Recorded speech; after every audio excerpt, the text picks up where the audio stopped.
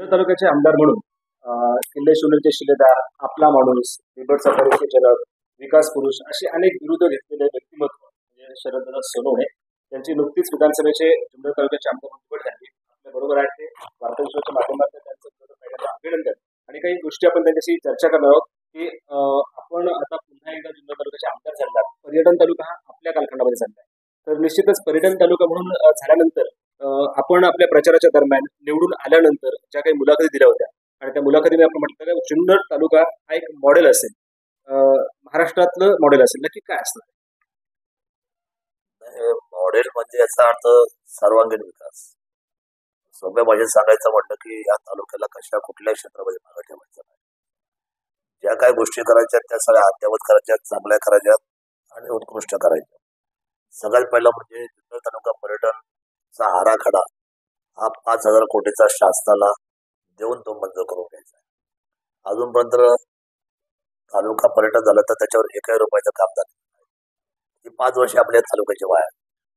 त्यामुळे सर्वप्रथम 5,000 कोटीचा आराखडा, त्याच्यामध्ये ही जी आपली बौद्ध लेणी आहे त्याचा सुद्धा समावेश करायचा आहे. दुसरी गोष्ट की डॉक्टर बाबासाहेब आंबेडकरांचा त्यावेळेला ते तिथून भाडला गेले नाशिक आणि 14 तळेचं आंदोलन त्यांनी केलं. त्या कालखंडामध्ये 2 दिवस मुक्कामी नारंगाव या ठिकाणी विश्रामगृहामध्ये थांबलेले होते आणि ही गोष्ट मला माझ्या वाचनामध्ये त्याच वेळी आली होती. त्या अनुषंगाने तिथे आपल्याला एक चांगल्या पद्धतीचं एक पर्यटन स्थळ करायचं आहे. त्यांचं एक चांगलं त्या ठिकाणी स्मारक उभं करायचं की ह्या एवढ्या मोठ्या महामानवाचे पाय आपल्या तिथं लागले ते आपल्याला त्या ठिकाणी त्याचं संधी म्हणून पाहिलं पाहिजे, त्या संधीचं सोनं केलं पाहिजे. दुसरी गोष्ट की या तालुक्यातले सगळ्या काही जेवढे काही समजा गाव आहे जिथे जिथे शक्तीस्थळ आहे ती शक्तीस्थळ सगळी पर्यटनामध्ये आपण घेतली पाहिजे. पर्यटनाच्या बाबतीमध्ये मी एक सर्वात चांगली बैठक या तालुक्याची घेणार आहे. सर्वांना बोलवून घ्या आणि सुंदर आराखडा मी माझा आराखडा तयार केलाय, पण तो कच्चा केलाय, माझ्या मनाने केलेला आहे. पण ज्या वेळेला हा आराखडा मी लोकांसमोर घेऊन जाईल आणि लोकांना त्याच्यामध्ये समावेश करून चर्चा करेल, त्याच्यानंतर अंतिम स्वरूप दिलं जाईल आणि आण्यापासून तर नाण्यापर्यंत आणि जुन्नर तालुक्याच्या सर्वांगीण विकासाचं पर्यटनाचं एक चांगलं मॉडेल आपण तयार करतोय. त्याप्रमाणे छत्रपती शिवरायांचा सगळ्यात जगातला मोठा उंच पुतळ्याचं काम तुला जात आहे. त्याचं काम आता चालू झालेलं आहे, ते तुम्ही पाहिलेलं आहे सर्वांनी. आणि या अनुषंगाने आपल्याला माहिती आहे की मध्य काळामध्ये एक घोषणा केली होती की अब्दुल कलाम साहेबांचं स्वप्न होतं की हे जे स्पेस आहे, स्पेस म्हणजेच आताचं सॅटेलाइट आणि सॅटेलाइटच्या बाबतीमध्ये अंतराळ आणि विज्ञान याची सांगड घालून त्या ज्या नवीन कक्षेच्या असलेल्या येणाऱ्या भविष्याकडे पाहण्यासाठी जी नजर आपल्या भारताची पाहिजे, त्याच्यासाठी ज्या शाळा आपल्याकडे पाहिजे त्या मुळातच मूलभूत नर्सरीपासून पाहिजे, पण त्या पद्धतीची कुठलीही शाळा आज भारतामध्ये आज नाही. त्या शाळा अमेरिका, लंडन, फ्रान्स, ब्रिटन, त्याच्यानंतर जर्मनी, जपान आणि चायना अशा मोठमोठ्या अद्ययावत क्रांती विज्ञानामध्ये केलेल्या सगळ्या देशाकडे आहे. आणि मग भारत त्याच्यामध्ये मागं त्यासाठी पाहिजे, म्हणून आपण या स्पेस अंतराळ विज्ञानाची शाळा भारतामध्ये ह्या जुन्नर तालुक्यामध्ये पहिला चालू करणार आपण ठरणार आहोत. हे सुद्धा फार मोठं काम आहे आपलं. आणि अशा बऱ्याचशा गोष्टी मी त्या वडदला आता वडद चौपाटी तयार करतो. म्हणजे वडदचे जलाशय जे आहे ते फार मोठे जलाशय, त्याची धावपट्टी फार मोठी आहे, ते डेव्हलप करायचे. संध्याकाळी इथल्या सगळ्या जुन्नर शहराच्या लोकांनी, तालुक्यातल्या सर्व लोकांनी एक दिवसाचा वेळ तिथं देऊन आपल्या फॅमिलीला काय थोडंसं वेगळेपण मिळण्यासाठी किंवा स्वतंत्र आविर्भाव त्यांचा आभासी राहण्यासाठी, त्या मुलामुळांना सुद्धा मोकळीक राहण्यासाठी, जसं मी मध्ये जॉगिंग ट्रॅक केलं, हे संकल्पना माझी होती. कोणाला माहीत सुरू होतं की शहरामध्ये जॉगिंग ट्रॅक असावं, पण ते आपण तयार करून दाखवतो. तर मी फार पुढचा विचार नेहमीच सतत त्या तालुक्याचा करत आलेलो आहे. त्यामुळे आता आपली वडद चौपाटी म्हणून फेमस होईल आता काही दिवसावर, ते पण आपण चालू करतोय. तिथे आता आम्ही 2 बग्गे आणि घोडे आणलेले आहेत. हे जे आपण गेट ऑफ इंडियाला पाहतो, ठाण्याला पाहतो, ठाण्याचं जे तलाव पाळी तिथे मी एकदा शेती साहेबांना भेटायला गेलो. सहज मी पाहिलं तर तिथे घोडागाडीवाले होते, खूप आनंदाने लोक रात्रीची लाईन लावून त्या घोडागाडीमध्ये बसत होते. ठीक आहे, मुंबईला 200 रुपये तिकीट आहे त्याची एका माणसाची, पण आपल्याकडे 50 रुपये तिकीट आपण चार्जेबल करू शकतो. 50 रुपये तिकीट द्यायला कोणाला अडचण नाही, कारण त्या घोड्याचा मेंटेनन्स आहे, गाडीचा मेंटेनन्स आहे, जो चालवतो त्याचा पगार आहे. त्यामुळे एकदम अल्प दरामध्ये हे पण एक नाविन्यपूर्ण काम चालू होते. बग्गी आणि घोडे आलेले आहेत माझ्या निवडणुकीच्या काळात, पण मला ते चालू नाही करता आले निवडणूक असल्यामुळे मला वेळच नाही मिळाला. तर याच्यावर खूप सारा मी आता नवीन नवीन गोष्टी करतोय. आपल्याला शिवनेरीचा रोपवे बनवायचं. शिवनेरी लेण्याचा रोपवे होऊ शकत नाही आणि ते खूप लांबचा अंतर आहे हवाई, आणि ते करण्यात काय अर्थ पण नाही.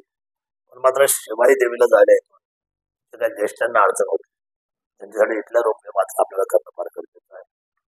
या अनुषंगाने आपल्याला बऱ्याचशा गोष्टी म्हणजे शेतकरी भवन, अपंग भवन, वारकरी भवन आणि पत्रकार भवन हे 4 भवन आपल्याला एकत्र करायचे आणि त्याचं एक सुंदर मॉडेल आपल्याला तयार करायचे.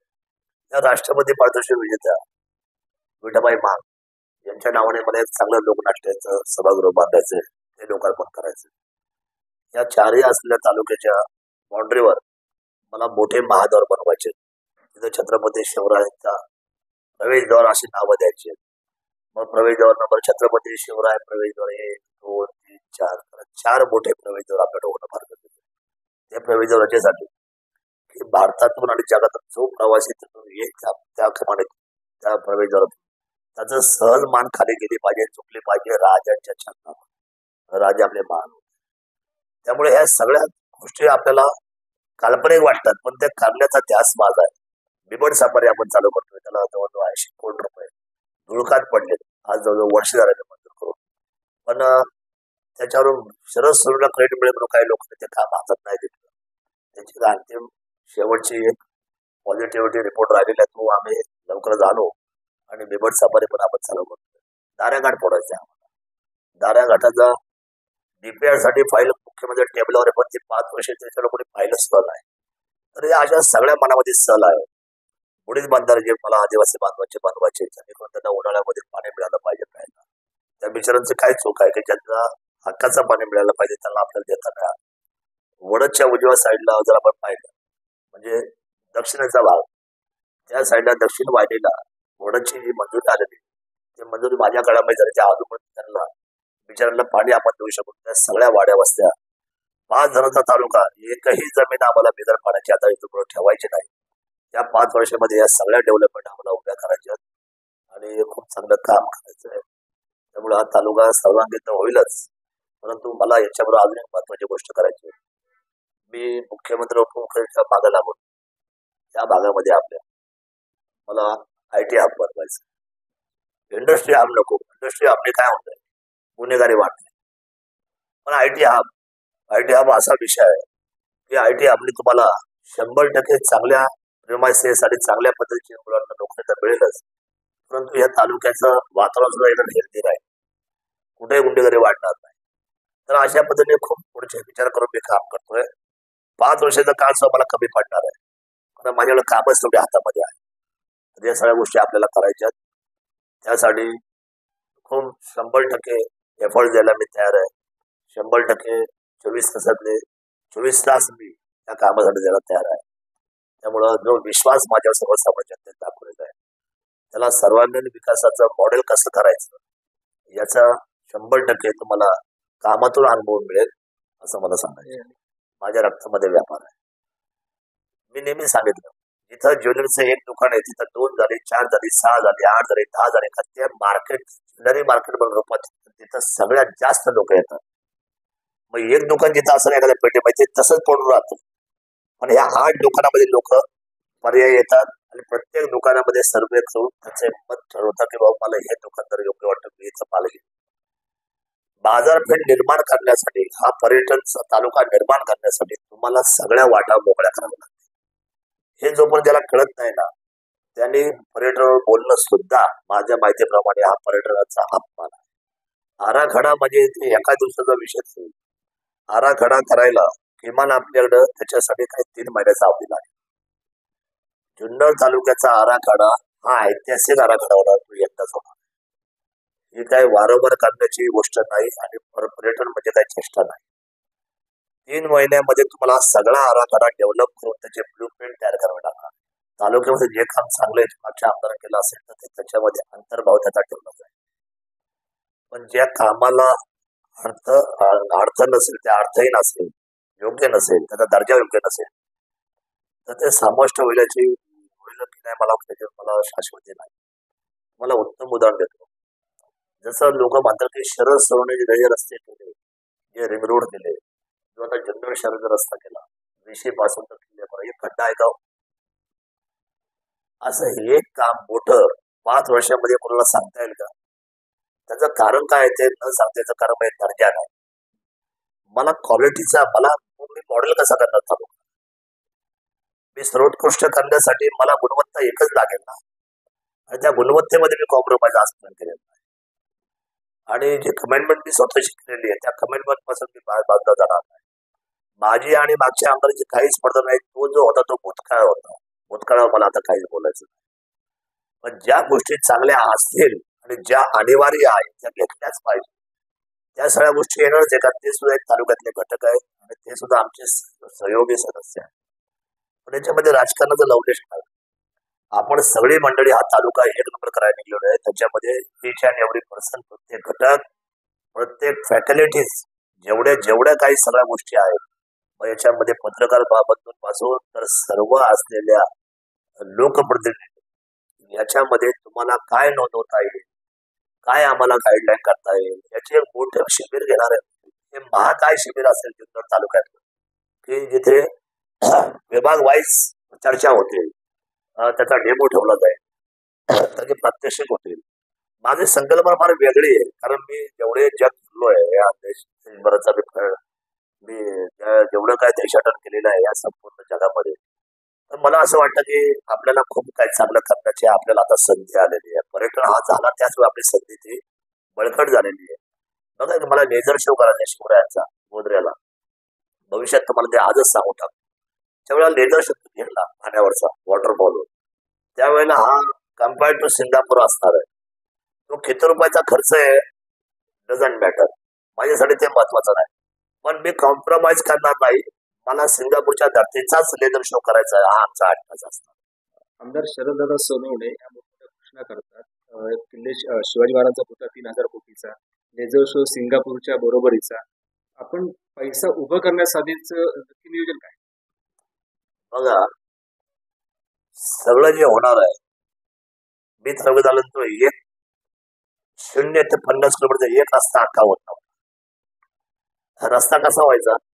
50 किलोमीटरला 5 किलोमीटर व्हायचा, आणि मग पुढच्या 5 वर्षांनी परत तो 5 किलोमीटरचा पुढचा होता, ते मागचा 5 किलोमीटर खराब व्हायचा. कुणाला विचारच नव्हतं ना. पण ज्या वेळेला लागोपाठ 0 ते टॉपचा रस्ता व्हायला लागला, 70 किलोमीटर, 60 किलोमीटर, 80 किलोमीटर, 55 किलोमीटर, मग कुठून आले पाहिजे? Policy. This is a policy matter.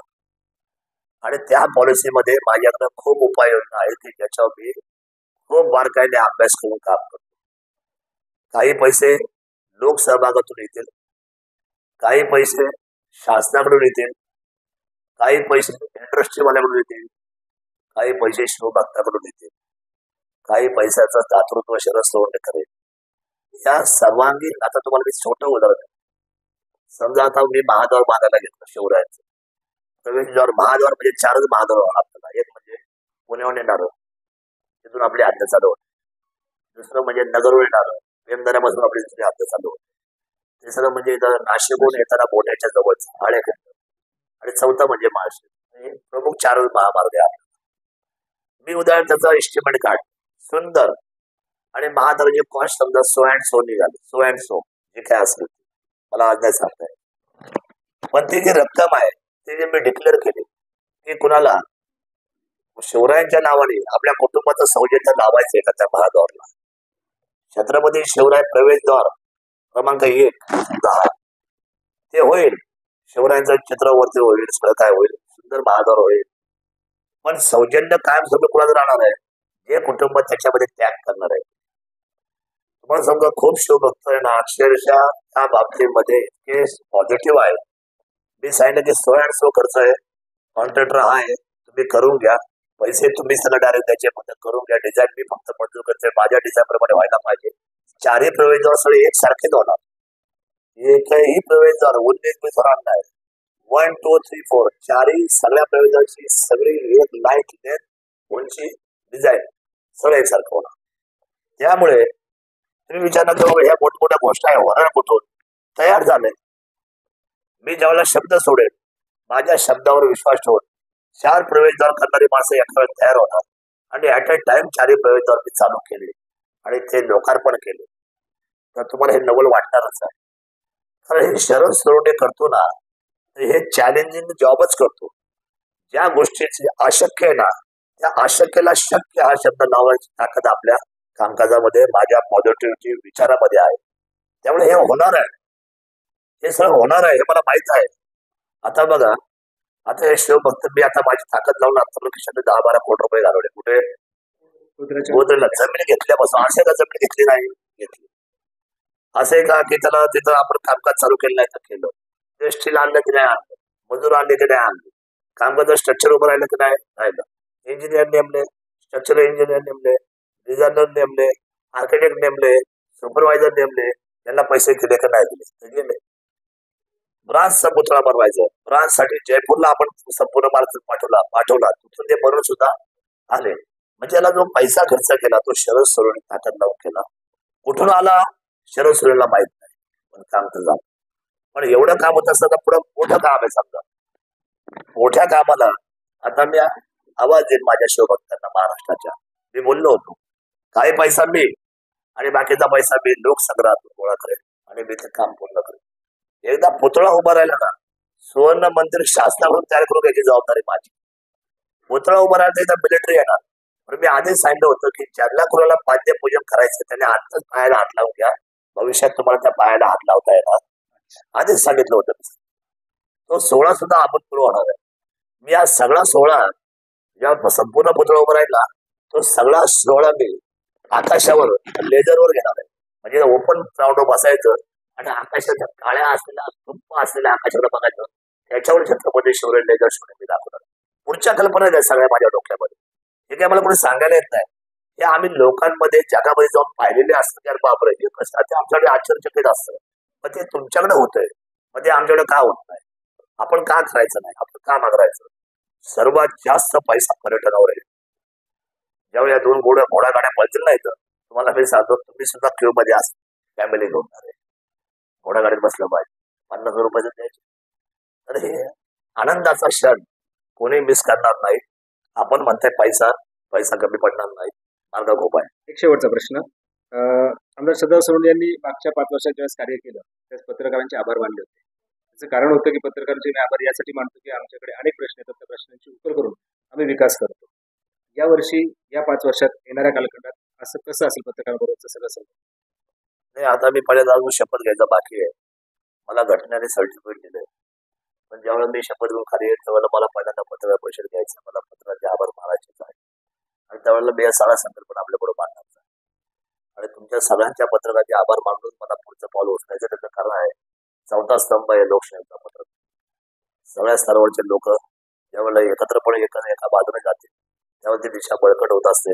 तालुक्याची दिशा बळकट करायची असेल तर आपल्याला सर्वांना बरोबर घेऊन तुमच्या हातामध्ये मला काहीतरी कॉन्क्रीट पत्रव्यवहार सुद्धा करायला आहे. तोंडाने बोलून होणार नाही. त्या सगळ्या गोष्टी मी त्यावेळेला कागदावर घेईल, त्या डेव्हलप करेल. तेव्हा तुमच्या हातामध्ये त्या सगळ्या प्रिंट मी दिलेली असेल, सगळं मग सोशल मीडिया असेल, मास मीडिया असेल, प्रेस मीडिया असेल. निश्चित आपण लवकरच भेटूया. उद्याच्या 5 तारखेला महाराष्ट्र राज्याचे मुख्यमंत्री शपथ घेत आहेत, त्याच्यात आम्ही सगळे मंत्री शपथ घेतोय. होप्स आहे मला यावेळेला किल्लेश्वरीला मंत्रिपद मिळेल. त्याचं कारण असं 75 वर्षामध्ये या भूमीला अजूनपर्यंत त्या सगळ्या गोष्टीपासून वंचित आणि मला खात्री आहे की यावेळेला हे त्यांच्या कानावर गेलेलं आहे. हे सरकार शिवभूमीला न्याय दिला असं माझी प्रामाणिकपणे भाव. निश्चितच आपल्याला मंत्रिपद मिळावं आणि किल्ले शिवनेरीची सेवा करण्याची आपल्याला संधी मिळते, तालुक्याची संधी मिळते, ही मिळावी हीच अपेक्षा ठेवते. आमदार शरददादा सोनवणे बेधडक या ठिकाणी ते बोललेले. पर्यटनाची भूमिका घेऊन महाराष्ट्राचं राजकारण हे छत्रपतींच्या नावावरती चालतं, परंतु छत्रपतीच्या भूमीत जन्माला आलेले आमदार म्हणून या ठिकाणी छत्रपतींचं नाव घेऊन, या ठिकाणी छत्रपतींचं कार्य हातात घेऊन तालुका विकसित करण्याचं त्यांनी बांधलेला हा चंग निश्चितच भविष्यात आपल्या पुढच्या 5 वर्षात पाहायला मिळेल. रिपोर्ट मार्फत